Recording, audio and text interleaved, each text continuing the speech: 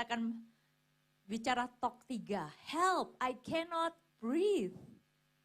Di sini saya mau nanya, di sini siapa yang pernah waktu kecil, waktu les renang tenggelam? Coba angkat tangan. Gimana perasaannya? Oh kamu pernah juga ya? Michael, oke. So rasanya gimana? Pasti gak enak banget kan? Dan rasanya waktu kelelap itu kayak gak bisa bernafas. Dan kita itu berusaha sekuat tenaga untuk nafas, itu rasanya gak enak banget. Rasanya sangat menyakitkan, apalagi kalau udah rada lama ya, itu saya pernah, terusnya udah kayak mau kemasukan air, kayak udah mau, kayak kalau di film-film itu kan kayak gitu ya, kecuali sinetron ya, kalau sinetron bisa pelukan gitu ya, itu bohong. Kalau kita udah kayak gitu, udah kayak kayak udah gasping for air, for oxygen. Dan hari ini kita akan belajar bahwa Tuhan tuh selalu ada, tapi kenapa sih sering kita tuh juga kayak sesak nafas, tidak bisa merasakan kasih-Nya. We'll find out together. Tapi sebelumnya mari kita berdoa bersama-sama, doa favorit yang selalu kita doakan setiap minggu. Dalam nama Bapa dan Putra dan Roh Kudus, amin. Let us pray together. Today I receive all of God's love for me. Today I open myself to the unbounded, limitless, overflowing abundance of God's universe. Today I open myself to God's blessings, healing and miracles. Today I open myself to God's word so that I become more like Jesus every day. Today I proclaim that I'm God's beloved, I'm God's servant, I'm God's powerful champion, and because I'm blessing the world in Jesus' name. Amen. Mari saat ini kita mau sama-sama honoring the word of God. Mari kita nyanyikan bersama-sama.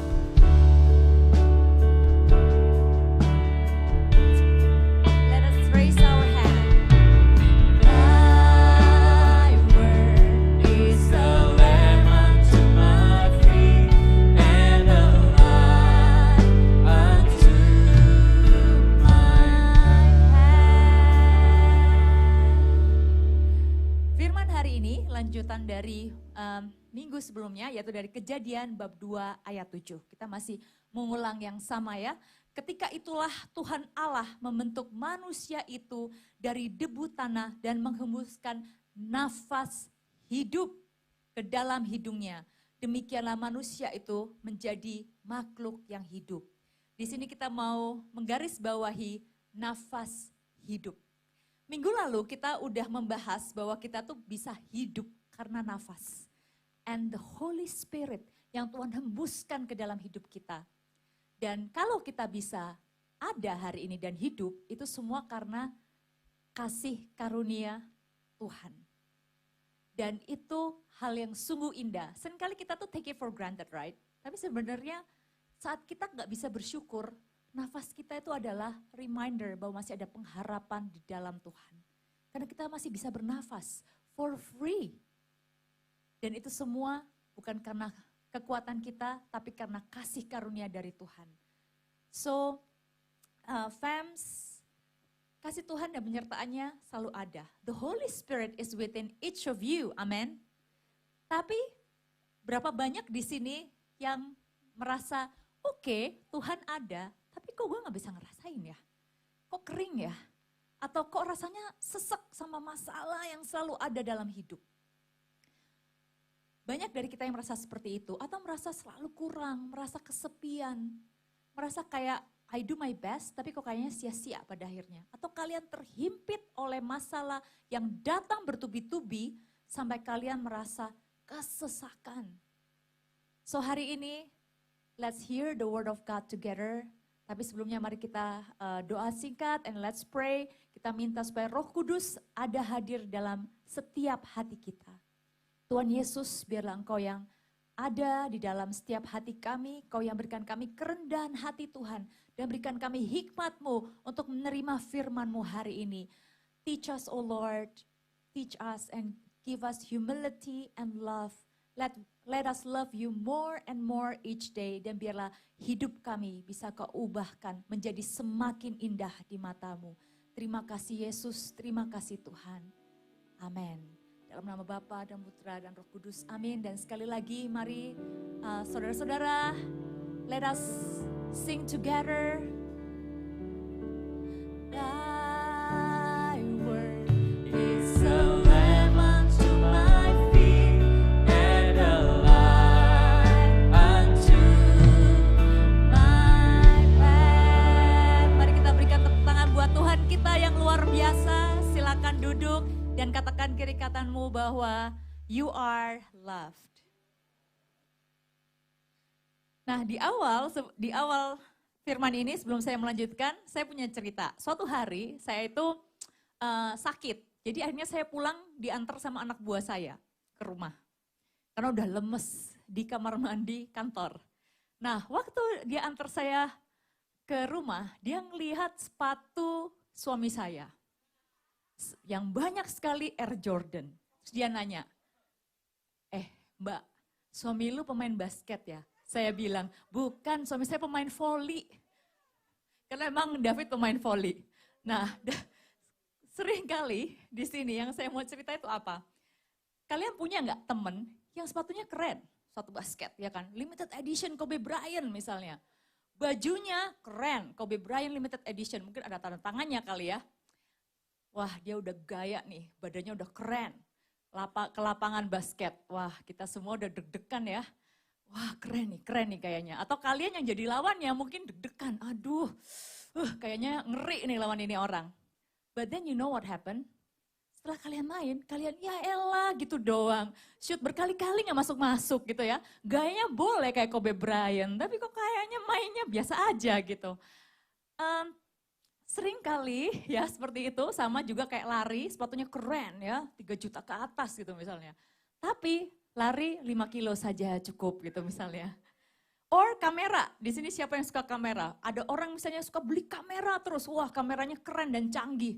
Sampai mungkin ada orang yang ngeliat tuh kayak, wah ngeri, wah keren nih senjatanya gitu kameranya. Tapi mungkin skillnya ya elah cuman buat foto-foto gitu doang gitu misalnya.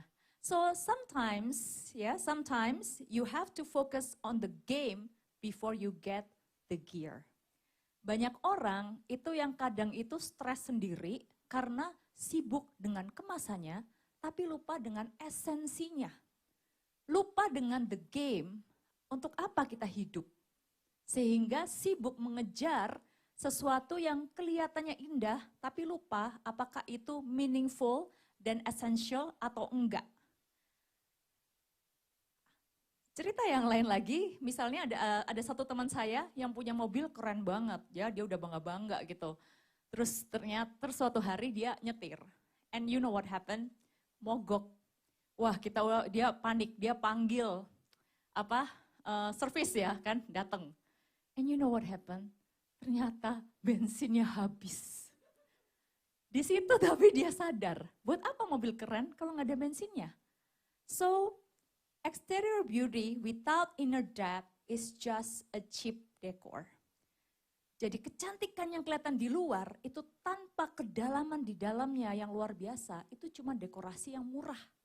Permasalahannya zaman sekarang kebanyakan orang itu sibuk dengan exterior beauty-nya, tapi mereka lupa untuk membangun inner depth. Spiritual life, apakah kalian punya spiritual life yang luar biasa? Kebijaksanaan, wisdom, intelligence, dan lain sebagainya. Banyak orang melupakan itu, merupakan karakter, merupakan kebutuhan spiritualitas kita, karena mengejar sesuatu yang kelihatannya indah. Ya, seperti tadi, ya hari ini kan hari komunikasi ya, tadi seperti Romo bilang, bukan suatu kebetulan. Social media is a good thing, but can be a bad thing. Sama dengan television dan semua media. Sekarang itu dipicu nih ya, exterior beauty, karena kita ngeliat sosmed. Contoh, story, udah bangga-bangga, gue dapet tiket Coldplay, gitu ya. Keren banget, tapi mungkin di dalamnya dia menangis, makan nasi dan kuah kare aja untuk 1 bulan ke depan. Jadi teman-teman yang terkasih, that's why I always say this to my friends. Kalau ngelihat apa-apa, itu jangan langsung iri. Karena kamu cuma ngelihat highlight hidupnya dia. Kalian nggak tahu behind the scene-nya kayak gimana. Sama kalau saya lagi bikin TikTok buat anjing saya, karena saya pengen jadiin anjing saya selebriti. Supaya makannya gratis gitu ya. You know what happened? Behind the scene-nya itu udah acak adut dapur saya, udah gak keru-keruan gitu kan ya. Tapi kalau yang kalian lihat tuh manis kan, happy birthday Lea gitu kayak Lea habis birthday. Padahal itu di baliknya, itu mbak saya udah teriak-teriak, Mama ke kiri, Lea kanan. So sometimes kita sering membandingkan hidup kita dengan orang lain because we only look at the external beauty. So and itu yang sering bikin kita tuh tersesat, bikin kita itu rasanya stres dan karena kita mengejar external beauty and not the inner depth. So today let us learn to grow more di dalam karakter, di dalam inner depth, dalam spirituality and things that matter to us. Amen. Katakan kiri kananmu, mari kita let's grow in what matter.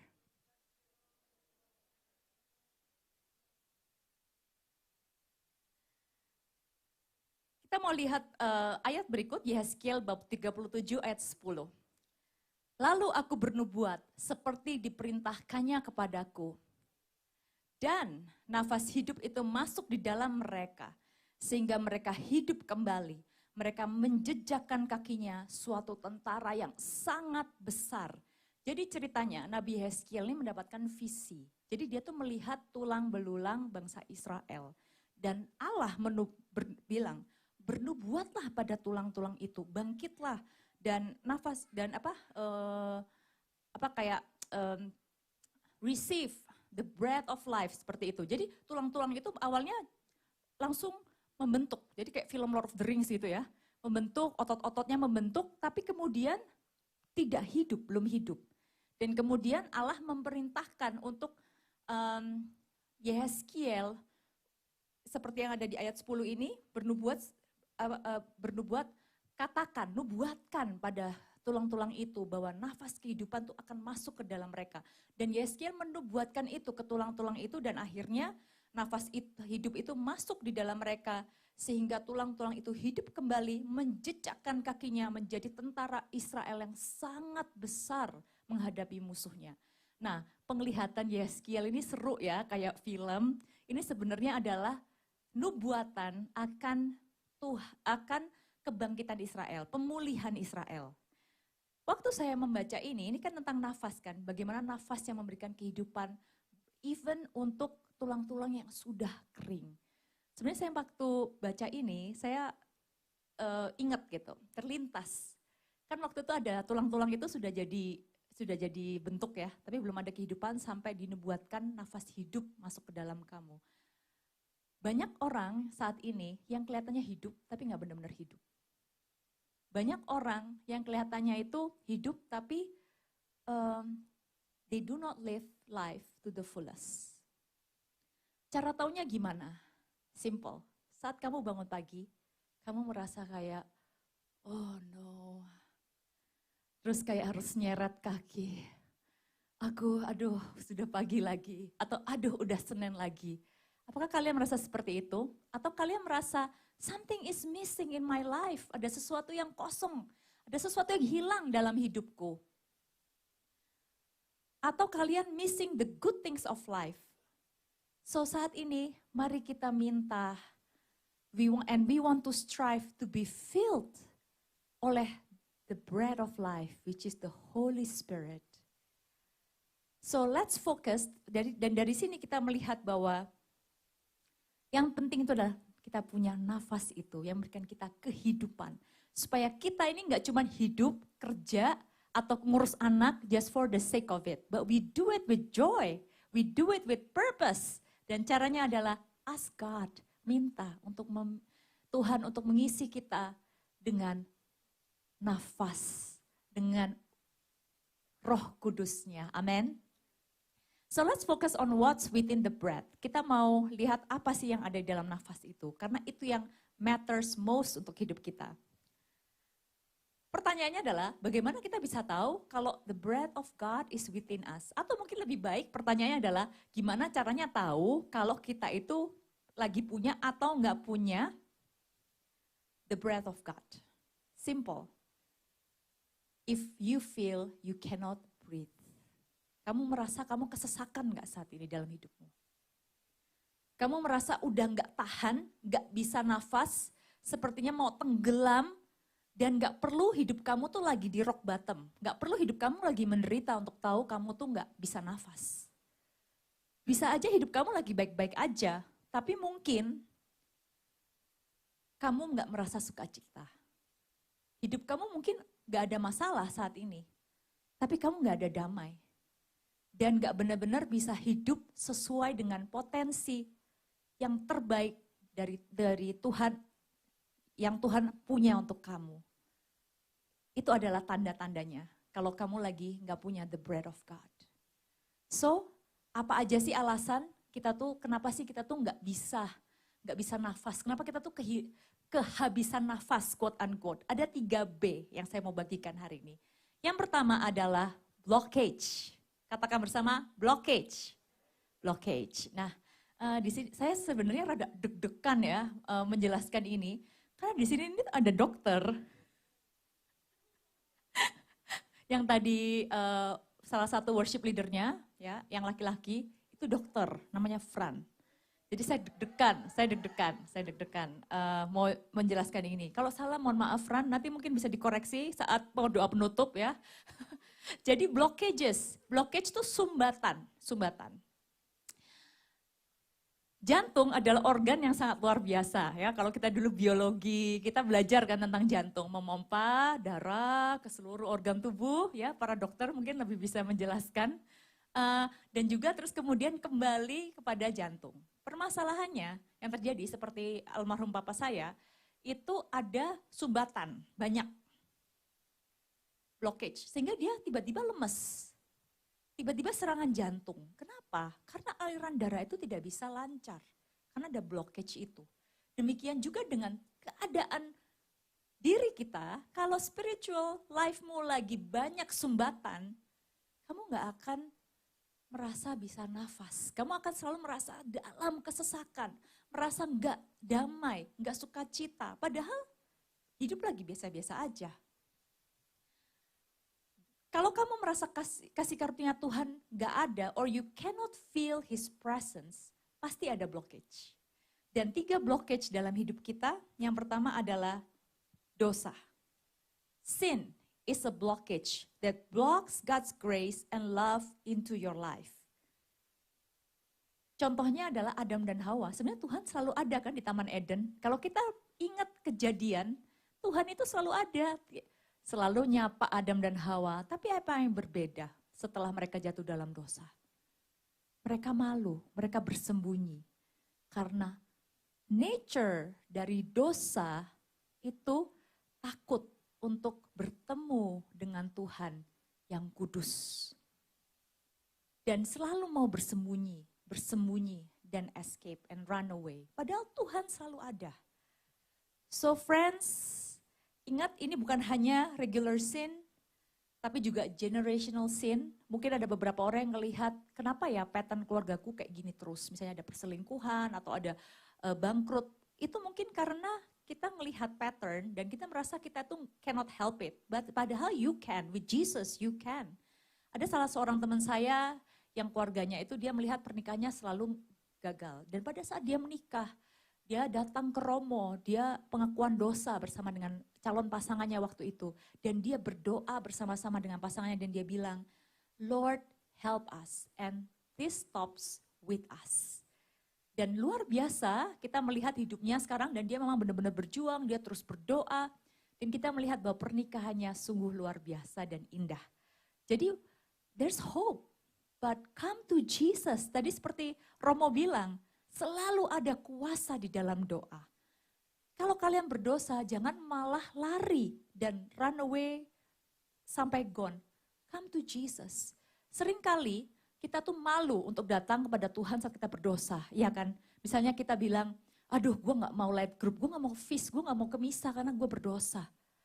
Padahal karena kita berdosa, we need more of these things. We need more of these things. Dan mungkin teman-temanmu orang dunia bilang, ngapain lu ke gereja mulu, lu juga dosa mulu. Do not listen to them, jangan dengerin mereka. Menurut saya ini analogi yang salah. Contohnya kayak sekolah ya. Misalnya Misalnya kalian ke sekolah, misalnya kalian nggak lulus tes, apa yang kalian lakukan? Pasti belajar lebih banyak kan? Dan akan ikut mungkin remedial, les, dan datang sekolah. Bukannya kayak gini, ya udahlah, lu juga nggak naik kelas mulu, nggak usah ke sekolah lah. Gak kayak gitu kan? Or if you go to the gym, kalian datang gitu. Ya elah yang masuk gym kenapa gendut-gendut ya? Gue juga gendut gak kurus-kurus, ya udah gue gak usah nge-gym. No right? I mean, we still go to the gym. That's why when people tell you, do not go to church, gak usah ke gereja lah, lu kan pendosa. Do not listen to them. Ingat dengan analogi sekolah ini, semakin kita merasa kita gak pinter, the more we need sekolah. Kita semakin perlu belajar. Dan demikian juga dengan kita, kalau kita merasa aku nih berdosa Tuhan. Come, and this is the home. Home for you. The church is home for everyone yang memerlukan kasih karunia Tuhan.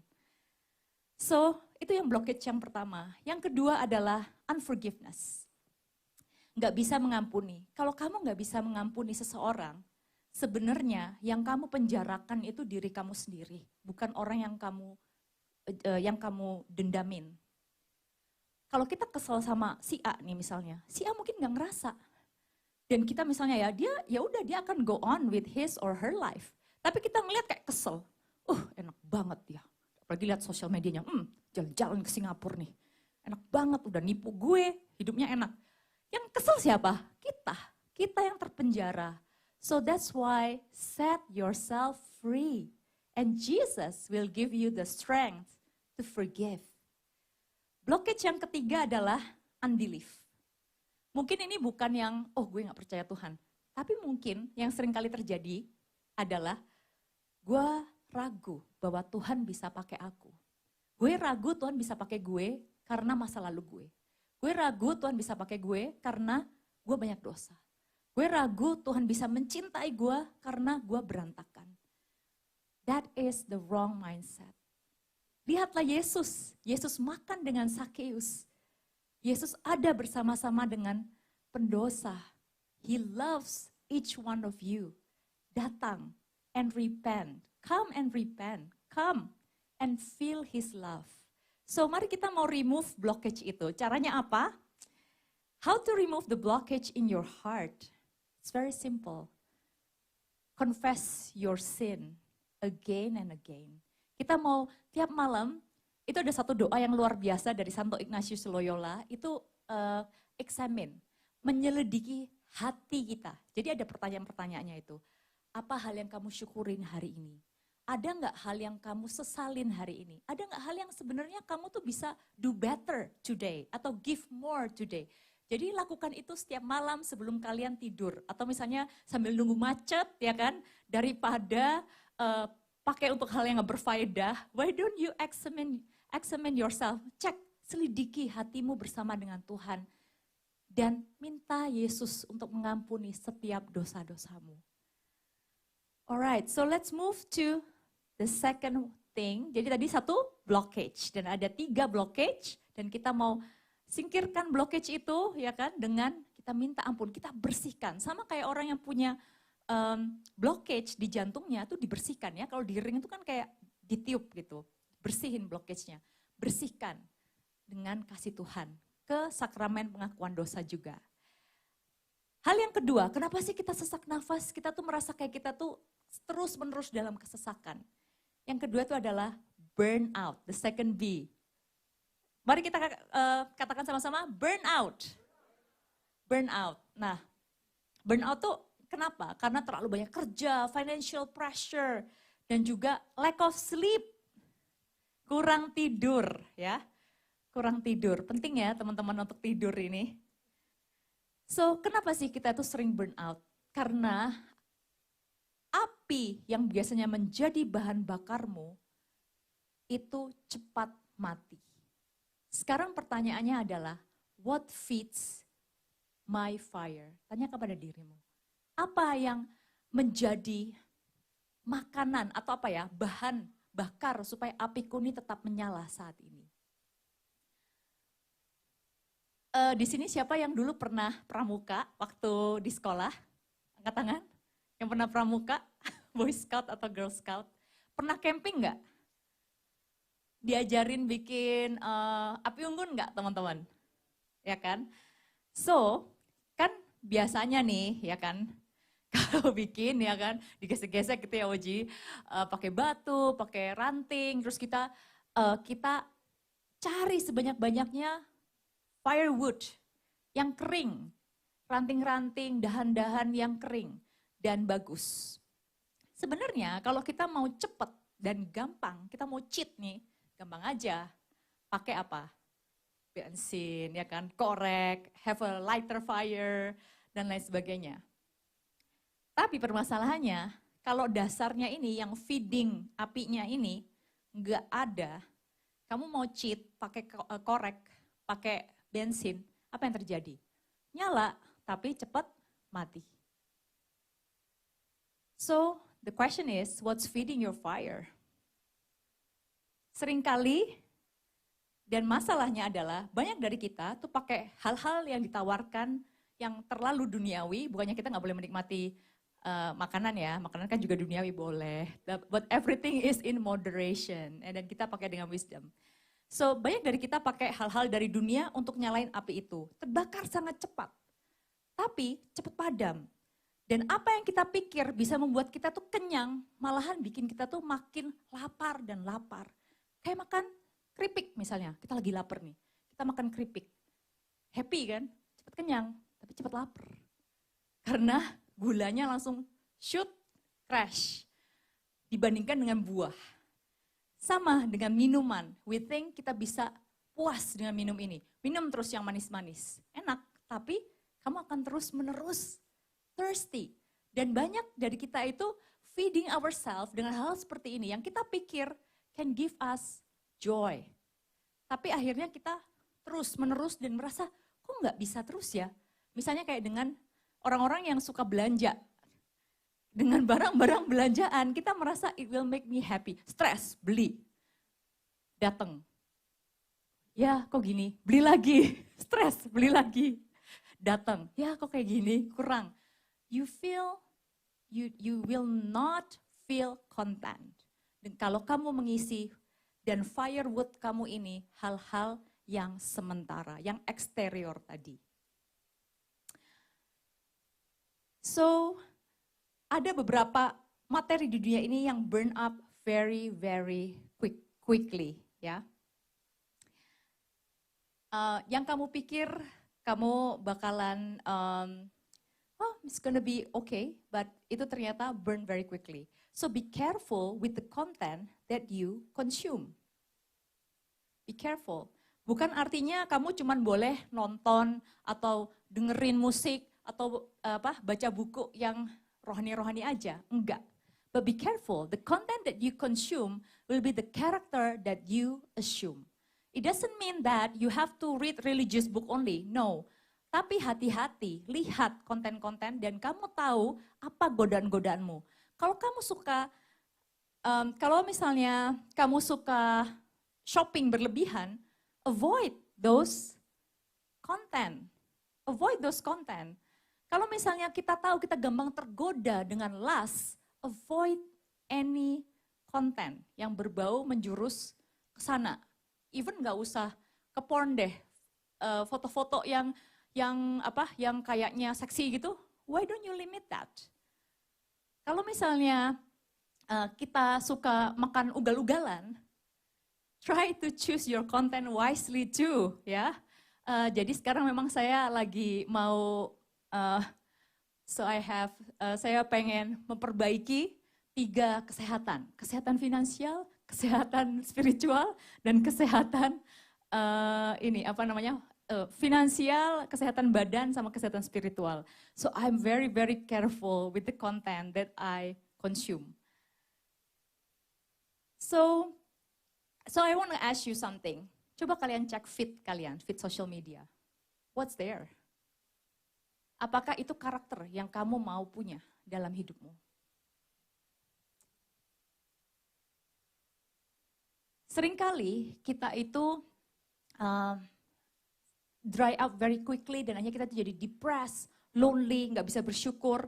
Dan so many things masuk ke kepala kita simply because of the things that we consume. Dan ini bukan hanya consume video atau media atau apapun ya yang saya maksud di sini, tapi juga cek persahabatanmu, relationshipmu. Do you have a healthy relationship with your friends, with your boyfriend or girlfriend? Saya punya satu teman, dia itu punya pacar yang cuman baik sama dia kalau ada maunya. Butuh duit, butuh tebengan mobil, tapi dia sangat suka firewood, kayunya dia itu not real. Yaitu apa? Dia suka dengan affection-nya, affection. Dan ada teman satu saya yang kedua, itu dia ada dalam abusive relationship selama 7 tahun. Dikata-katain, dipukulin, tapi dia tetap bertahan. Karena orang-orang pacarnya dia yang abusive ini, ngomongnya manis banget sama dia. Dan dia selalu merasa sukacita saat dipuji. Tapi sukacita itu semu. It's a temporary joy. Dan akhirnya seperti api itu, cepat nyala, cepat padam. So friends, be careful of what content or what relationship yang ada di sekitarmu. Yang ketiga, B yang ketiga adalah burden. Burden. Di sini siapa yang suka lari? Angkat tangan. Ya, bukan lari dari kenyataan ya, lari beneran. Ya. Oke. Nah, yang suka lari, if you like to run, kalau kalian lari dengan bawa beban, apa yang kalian rasakan? Berat dan cepat ngos-ngosan kan? Lebih cepat ngos-ngosan daripada kalian nggak bawa beban. Dan demikian juga dengan hidup kita. Sometimes kita merasa tersesak, kita tuh merasa kayak, Lord, aku udah gak tahan. Tuhan, aku gak bisa merasakan joy.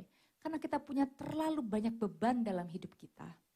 Mari kita mau lihat dari Matius bab 11 ayat 28 sampai 29. Di sini dikatakan, marilah kepadaku semua yang letih lesu dan berbeban berat.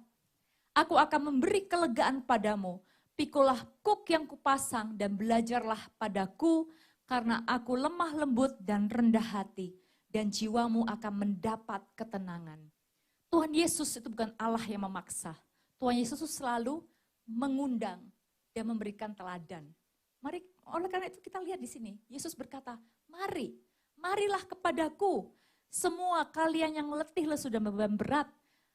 Kalian yang lagi letih lesu dan berbeban berat, maybe this is an invitation from Jesus for you today.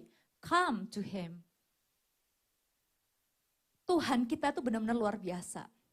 Di ayat ini sangat indah. Tuhan tidak menjanjikan untuk Dia ambil salib kita. Tuhan gak bilang bahwa Dia akan ambil atau Dia akan memberikan excuse atau escape dari kita memikul salib hidup kita. Tetapi Tuhan memberikan cara baru bagaimana kita bisa memikul salib kita itu. Yaitu di ayat yang ke-29. Pikulah kuk yang kupasang dan belajarlah padaku. Kuk di sini itu adalah bahasa Inggrisnya yoke. Yoke ya. Itu kita lihat gambarnya jadi bajak seperti ini. Dan itu selalu dipikul oleh 2 sapi. Dan di sini kita mendapatkan suatu jawaban yang luar biasa. And Jesus is an amazing God. Kalau kita banyak berbeban berat, Tuhan malah bilang, datang padaku, pikulah kuk yang kupasang dan belajarlah kepadaku. Yang artinya di sini, I'm going to carry the cross with you.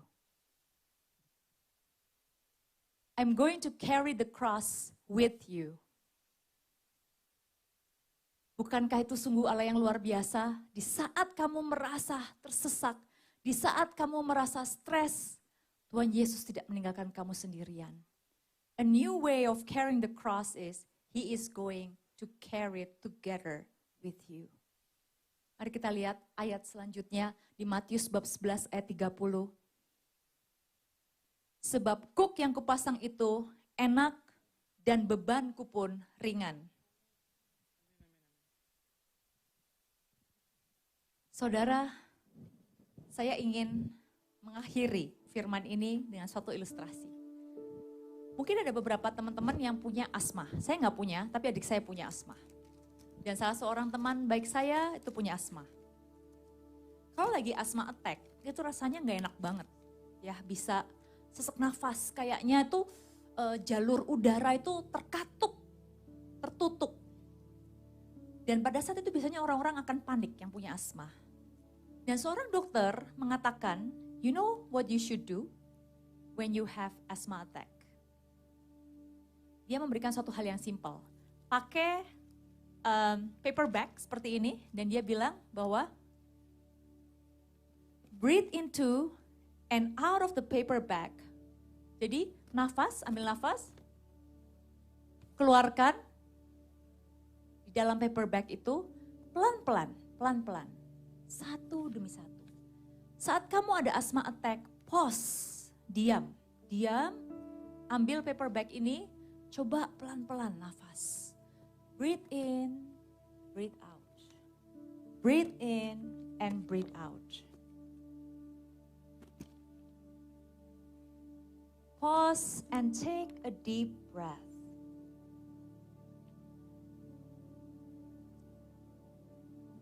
Dan ini juga berlaku untuk setiap dari kita. Saat kamu merasa nggak bisa nafas, karena mungkin banyak masalah atau kekecewaan, atau kamu merasa Tuhan aku udah banyak dosa, banyak kegagalan. You feel like your joy is being stolen from your life. Pause. Tenangkan dirimu. Pause. Saat kamu marah, saat kamu kalut, pause. When you are super nervous, pause. Ketika kamu panik, pause. Breathe in and breathe out. Dan saat kamu mengambil take a deep breath, tadi ingat di ayat yang kita baca di awal, nafas ini adalah pemberian dari Tuhan. Dan ini adalah bukti yang memberikan kita kehidupan dan diberikan secara cuma-cuma oleh Tuhan. This is a reminder that God is with you. So take a deep breath. Come on, let's take a deep breath together. Kita nafas sama-sama. Nafas, you're blessed. Buang nafasnya. Tarik nafas lagi. You are blessed. God is with you. Buang nafas. This is a reminder that God is with you. Bisa tolong di show gambar memanggul salib sama-sama. Inilah Tuhan kita yang luar biasa. Dia gak akan tinggalin kita. The God that will carry the cross together with us. Berjalan bahkan di dalam lembah kekelaman, Tuhan akan bersama dengan kita. Teman-teman, di bulan Januari kemarin, saya kerja di tech industry. Dan tech industry itu sekarang lagi kacau ya. Pasti teman-teman sering baca di berita. Bukan kacau organisasinya, tapi maksudnya keadaan finansialnya karena keadaan ekonomi dunia. Jadi banyak sekali perusahaan tech itu yang lagi layoff. Lagi pecat massal ratusan karyawan. Di bulan Januari, malam Sinja, saat semua orang udah happy nih ya, mau makan ayam dan lain sebagainya, babi dan lain sebagainya. Kita menerima email bahwa kantor saya akan mass layoff 13.000 orang. Di sana banyak orang yang kalut, tapi saya bersyukur saat itu ya, waktu itu terjadi, saya tuh lagi persiapan mau ke Holy Land. Nah semua orang tuh bilang, lu kalau ke Holy Land harus puasa dan berdoa. Ya udah saya puasa dan berdoa dari dari 1 minggu sebelum layoff itu diumumkan. Jadi saya dikasih buku sama salah satu teman dari Manila dan di situ ada renungannya dan di situ intinya adalah surrender dan rencana Tuhan itu pasti lebih besar. Inti dari buku itu. Tapi itu 40 hari renungan. Jadi pas saya itu bersyukur, saya itu dalam keadaan saya sedang punya firewood, saya sedang punya kayu yang tepat di dalam hati saya. Itu semua teman-teman saya itu udah nangis-nangis. Kalau dibilang saya nggak panik, saya panik. Karena keadaan bisnis David itu lagi nggak baik-baik saja. Keadaan bisnis David itu lagi jelek banget. Jadi saya yang harus menopang keluarga ini. KPR terus berjalan. Momo Grace Lea harus tetap makan, ya kan? Mbak Tumika tetap harus digaji setiap bulan. Saya terus terang bingung, gimana ini Tuhan? Panik-panik, tapi entah kenapa saya menerima damai dari Tuhan. Dan waktu itu, I took a pause and I pray. Dan saya berdoa. Dan hari itu, renungan hari itu sungguh luar biasa. Renungan hari itu adalah tentang you are born for a purpose. Jadi di sana dikatakan bahwa kamu born for a purpose. Jadi kadang-kadang sesuatu yang menyedihkan, menyesakkan dalam hatimu itu there for a purpose. Dan akhirnya dia memberikan saya kekuatan. Dan di situ Tuhan ingetin saya, Yolanda, do not define your identity by what you achieve. Jangan mendefinisikan dirimu dengan titlemu, dengan apa yang kamu punya. Dan di situ saya bilang, yes Lord, I'm sorry. Dan aku adalah Yolanda, anak Tuhan. Bukan manager or head of marketing or anything. I'm just a child of God. Buat teman-teman, akhirnya waktu saya share, itu tim saya udah nangis semua. Semuanya udah nangis, udah panik. Dan saya cuma bilang sama mereka, tim, one thing I want to share with you. Apalagi banyak yang fresh grad kan. Mereka baru pertama kali kerja udah shock. Wah udah mau masal. Dan mereka kayak merasa, gila kalau gue yang kena apakah gue bodoh gitu. Mereka merasa seperti itu. And I told them, team, I want you to know satu hal. Jangan mendefinisikan dirimu, jangan kaitkan anchormu pada pekerjaan ini, pada perusahaan ini. Walaupun perusahaan ini keren banget secara di luaran. Define yourself dengan apa yang benar-benar sesungguhnya Tuhan taruh dalam hatimu. Dengan apa rencana Tuhan dalam dirimu. Dan kamu berharga walaupun kamu ada atau enggak ada di perusahaan ini. Dan waktu itu it was such an emotional day. Bahkan bukan day ya, itu 2 bulan, 1 bulan kita melalui itu karena kita nggak tahu siapa yang di layoff sampai 1 bulan kemudian. But God is great, di saat saya surrender, banyak sekali akhirnya ex-boss saya itu yang telepon, karena mereka pasti baca kan di koran dan mereka tanya, Yolanda, kamu nggak apa-apa? Are you okay? Do you need job? Dan di situ saya merasakan penyertaan Tuhan yang tidak pernah lepas dari dalam hidupku. Amin. Dan itu adalah Tuhan yang sama. Tuhan yang sama. And at the end when I surrender my life to Him, Tuhan membentukku. Tuhan memberikan jawaban dan penyertaan Tuhan itu sungguh luar biasa. Oleh karena itu saudara, do not define yourself dengan apa yang ada di dunia ini. Title, uang, atau siapapun. Karena itu bisa aja gone. Define yourself dengan apa kata Tuhan untuk dirimu. Dan bangun kekuatan di dalam dirimu. Your character, your faith. Mari saat ini kita mau bangkit berdiri. Mari saya mau undang teman-teman, come to Jesus. Mungkin saat ini kalian merasa kesesakan banget.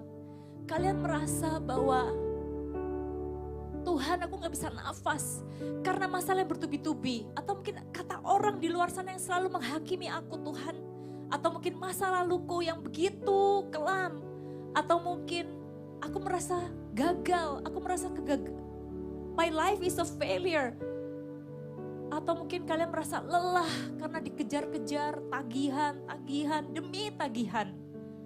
Kalian merasa my life is actually okay, tapi kenapa aku gak bisa merasakan damai, aku gak bisa merasakan sukacita.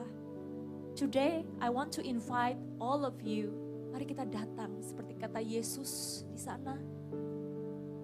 Datanglah, marilah kepadaku, semua yang letih lesu dan berbeban berat, aku akan memberi kelegaan kepadamu. Mari saat ini, come to Jesus.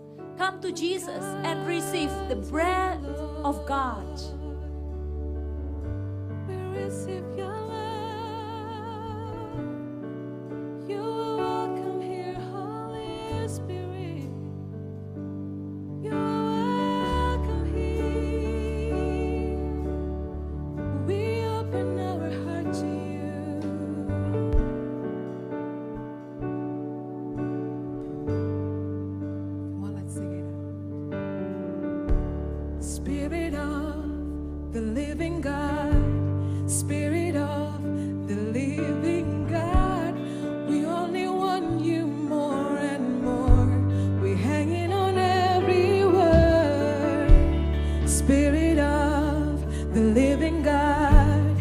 Spirit of the living God, we only know you more and more. We're hanging on every word.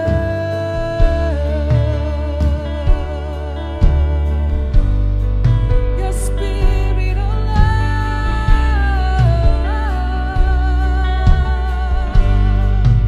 Can you sing out? Spirit of the living God, Spirit of the living God, we only want to hear your voice. We're hanging on every word. Spirit of the living God, Spirit of the living God, we want to know you more and more. We're hanging on every word. When you speak, when you move, when you do what only you can do, it changes us, it changes what we see, what we see. When you come in the room, when you do what only you can do, it changes us, it changes what we see, what we see.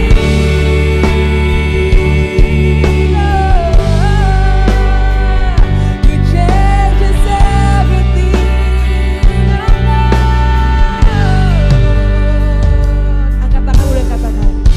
Spirit of the living God, Spirit of the living God, really knows you all you are.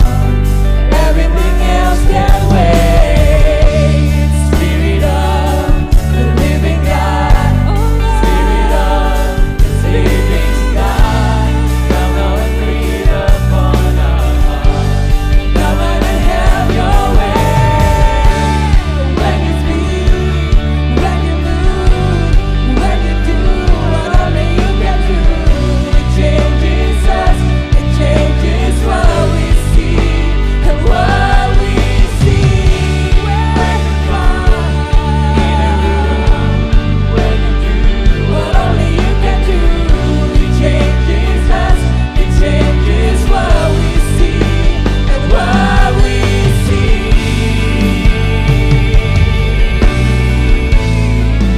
You change everything.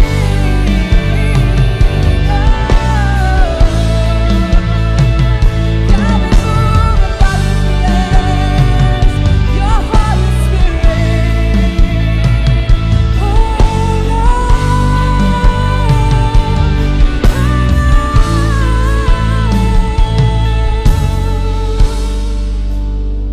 You are welcome here, Lord. Come and move upon this place. 'Cause when you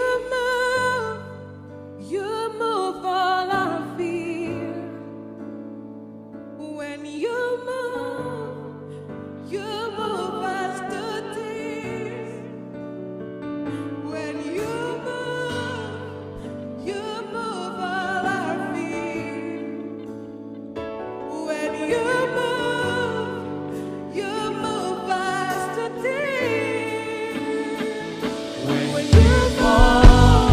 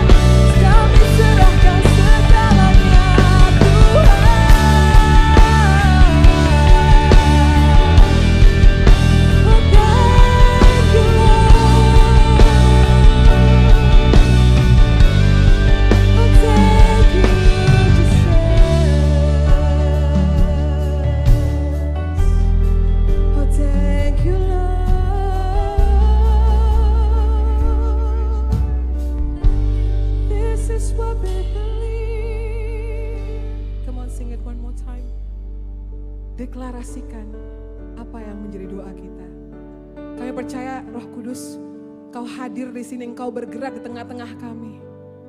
And we want to sing it one more time. When you move all